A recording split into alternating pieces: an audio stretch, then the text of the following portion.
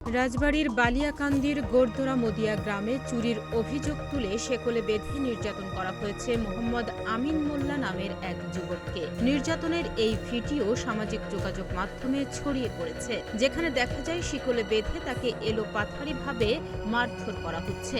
সেই সঙ্গে খেজুরের কাঁটা বিদ্ধ করছে আরও একজন। পাশে দাঁড়িয়ে রয়েছেন 10 থেকে 15 জন। ভ্যান চালিয়ে ও ডাব বিক্রি করে জীবিকা নির্বাহ করা আমিন মোল্লা এখন রাজবাড়ী জেলা কারাগারের হাসপাতালে চিকিৎসাধীন রয়েছেন। অভিযোগ রয়েছে, শাহজাহান খানের বাড়িতে পেঁয়াজ চুরির সন্দেহে আমিনকে ধরে আনা হয়, তবে তাকে কেউ হাতে নাতে ধরেনি বলে জানিয়েছেন এলাকাবাসী। এই ঘটনায় এলাকায় চাঞ্চল্যের সৃষ্টি হয়েছে। দরজা খোলা পরে আমি আর ওই যে ও বাইরে গেছি, যাওয়ার পরে এখন দিয়ে ও ওই কিনাতে লাইট জ্বলতেছে, পেঁয়াজ ভরতেছে।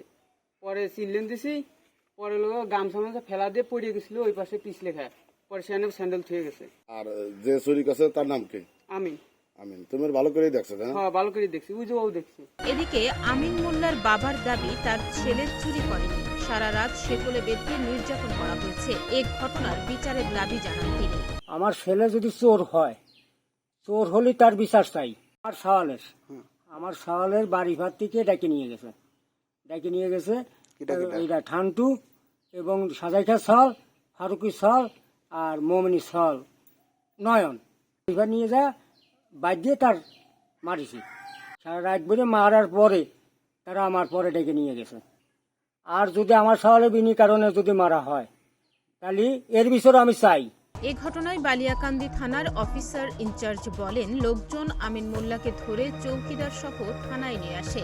তার বিরুদ্ধে আগেই ওয়ারেন্ট রয়েছে। পরে আমরা তাকে প্রাথমিক চিকিৎসা দিয়ে আদালতে প্রেরণ করেছি। তবে চুরির ঘটনায় বা নির্যাতনের ঘটনার কেউই কোনো অভিযোগ দায়ের করেননি। অভিযোগ পেলে আইনগত ব্যবস্থা নেওয়া হবে। জি ভাই, আমিন মোল্লা, পিতা হলো মোমিন মোল্লা।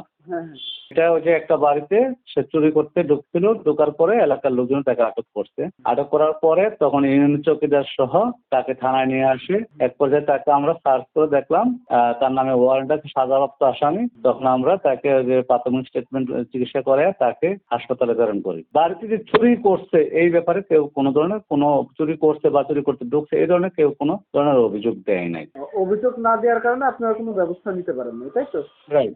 যদি কেউ অভিযোগ দিতে যে আমার বাড়িতে ঘরে চুরি করতে ঢুকছে, আমার চুরি করে এটা নিচ্ছে, তো অবশ্যই আমি মামলা নিতে হবে। যে তোর ধরাই আছে মামলাতে, আমার সমস্যা কোথায়? হ্যাঁ, বুঝতে পারছি।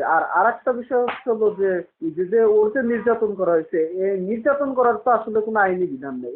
এই বিষয়ে কি কোনো এখন এলাকার জনসদলে তো মানে এটাকে গণপিটুনি বা চোর এই হিসাবে দিতে পারে। এটা আমরা প্রাথমিক স্টেটমেন্ট, প্রাথমিক চিকিৎসা করাইছি, হাসপাতালে চিকিৎসা করাই এখন আমরা কোর্টে পাঠাইছি। তাকে মারতে এই ব্যাপারে যদি সে অভিযোগ করে তখন সেটা দেখা যাবে। তারাও কোনো অভিযোগ করেনি, তাই তো? না, কেউ কোনো ধরনের অভিযোগ দেয় না। রাজবাড়ীর বালিয়াকান্দির এই ঘটনা নতুন করে প্রশ্ন তুলছে আইন শাসন নিয়ে। চুরির অভিযোগ থাকলেও আইন নিজের হাতে তুলে নেওয়ার ঘটনা কতটা গ্রহণযোগ্য, সে প্রশ্ন থেকেই যাচ্ছে। তাহনিয়া ইয়াসমিন, প্রতিদিনের বাংলাদেশ।